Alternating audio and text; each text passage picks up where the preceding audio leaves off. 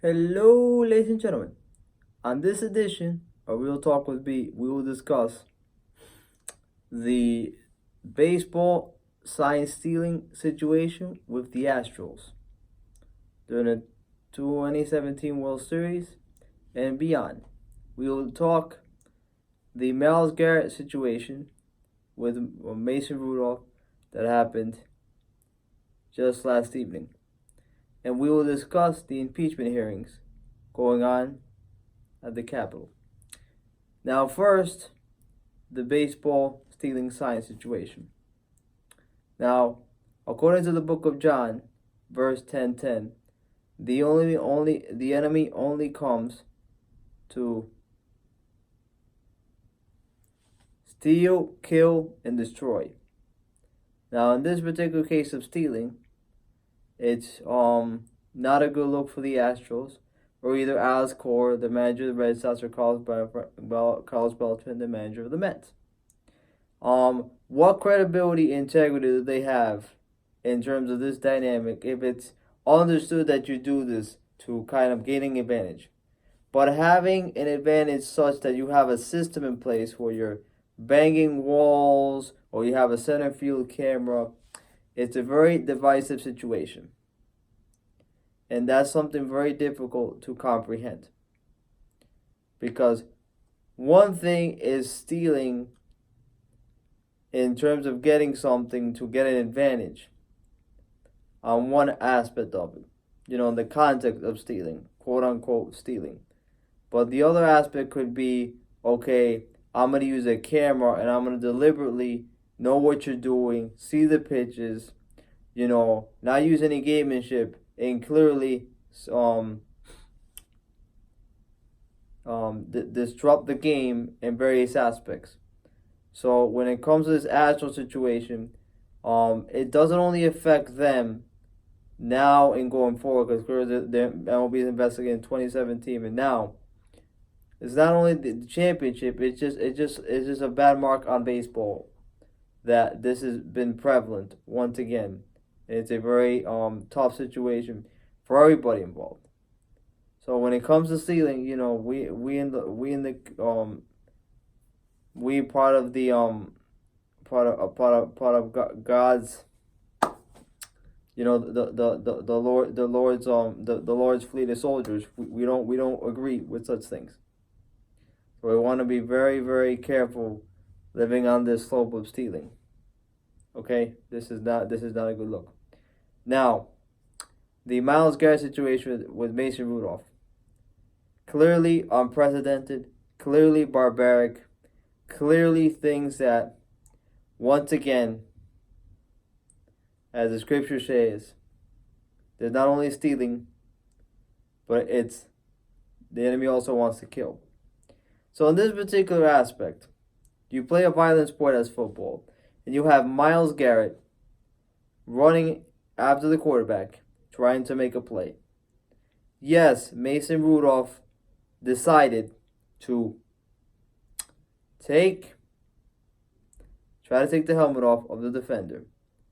But Miles Garrett decided to take the guy's helmet off. And not only did the guy's helmet off, but from my vantage point, and for what I'm talking about killing, because this is a killable offense, because if he would have struck him directly in the face, in the temple, the guy would have been unconscious. And mind you, the guy has a history, Mason Rudolph, of concussions. It is pretty much done. And the fact that a man of that size took literally a weapon to a guy's head, that is assault. Now, he's been suspended for the season. He's been suspended for the postseason. And it's going to follow him for the rest of his career and his life. He seems to be a level-headed individual only when he's competing, because he has obviously no self-control. Clearly, we as taught as Christians that we have to be level-headed and not be consumed by our flesh. He was clearly consumed by his flesh in the moment, and he struck a defenseless person regardless that he was coming after him. There was no justification for a man, regardless of his race or ethnicity, or what the other guy tried to do, and try to swing at him with a weapon. So, this is deeper than just a sport and just a random hit. The guy's history of concussions, he could have knocked him out. He could have killed the guy if it would have went every his way. It doesn't matter about the ethnicity, the black guy, white guy. There's no saints in this scenario. I made that clear. But you don't take a helmet under any circumstances against a defenseless human being, even though he's coming at you, and decide to clock him over the head with it, and don't expect the consequence to be severe. So this looks severe, unprecedented right now, but I expect this to probably go even further because the man's life was in jeopardy here. And this isn't fisticuffs, this isn't kicking, this isn't mano stuff. This is a weapon on a man's head. And it's not about even the quarterbacks being protected. It's just very self-explanatory. So, like I said, the beginning was about stealing, this is about killing. And now, we'll talk about the impeachment hearings. This is about destroying the credibility of President-elect Donald Trump and the will of the American people, the United States of America, to elect a President of the United States. In this particular juncture, I've said in the past that it's very evident that there's a lot of witchcraft going on here. There's a lot of deception, which is the enemy uses here in politics. That's why politics is a very slippery slope. And you gotta have God in your heart to really, really, really be righteous and fight. And even if you do, the force will try to cave you in because there's special interests and everything. So, regardless of his dealings with the Ukraine president, regardless of what he says, the vanity that he displays, that is prohibited within the realm of God, with the realm of the Lord. Whether it is the boasting, the ego, the unhumbleness that he described. The American people, by the will that they have described, elected him president. So whatever is going out to destroy his ultimate capacity to reach forward is very, very, very wrong. Because if there's no justification for this, if there's no really infraction, whether pressure to get stuff like that, whether to get information, which this happens in politics. You try to get an advantage with individuals. So this is something that is part of the politicking, even if it's not good. He does this, the president, to get information on his candidate, in this case Biden, and Biden has his stuff with Ukraine. So you look at all that and you say, wow, here we are having impeachment hearings for a person that most likely will not get impeached, hasn't committed an offense. Biden committed offenses as well, but most likely will not be penalized and he's still running. It's part of the whole political gamut.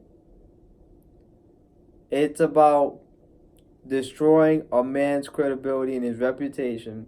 So even when he leaves the presidency eventually after another 4 years, you will have historians talk about he did this and he did that. So John is very relevant for these three topics because the enemy wanted to steal in the beginning in the first topic with the baseball. They wanted to kill the human being, kill in the football melee that happened, even unintentional, whatever. That's the action of flesh there, and destroy in terms of the president's Donald Trump's credibility.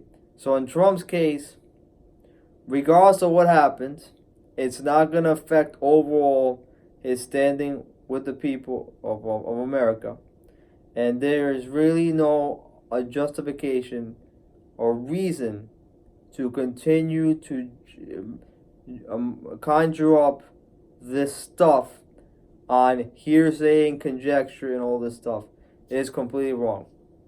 So, the basis of all this is to say the enemy is involved in all aspects.